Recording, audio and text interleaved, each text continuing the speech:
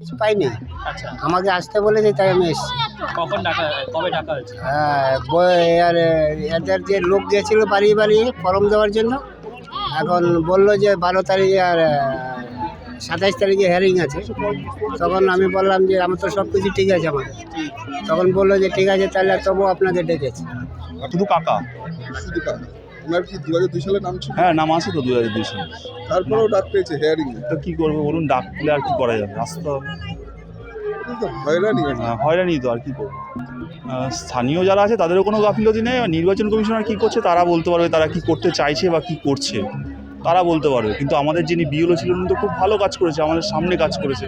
তারপরেও হচ্ছে না, তখন তো হেয়ারিং ছাড়া আর কোনো উপায় নেই। সেও চেষ্টা করছিল যাতে কোনোভাবেই, যাদের 2002 নাম আছে লিগালভাবে, তারা যাতে কোনোভাবেই বাদ না যায়। আমার 2002-এর নাম নেই লিস্টে, অথচ আমার দাদার, বড়দার, মেজদার সকলের নাম আছে। আমার নামটা কোনো কারণে হয়তো কেটে গেছে, এর জন্য আমাকে হিয়ারিংয়ে ডেকেছে। এর জন্য হেয়ারিং ভালোই হয়রানির মধ্যে পড়তে হচ্ছে, ভালো হয়রানির মধ্যে পড়তে হচ্ছে। আমার ওয়াইফের 95-এর কার্ড আছে। 2000 শুরুতে যখন ভোটার কার্ড শুরুতে যখন কার্ড হয়েছিল তখন হয়েছিল কার্ড। তারপরেও হেয়ারিং এ ডাক পেয়েছে। তারপরেও আজকে 2026-25-এর শেষের দিনে এসে আমার ওয়াইফকে ডাকছে হেয়ারিং। সে 95 সালের কার্ড থাকার কারণেও 2002 সালে নামটি বাদ গেছে। এ সমস্যা বিশাল সমস্যা।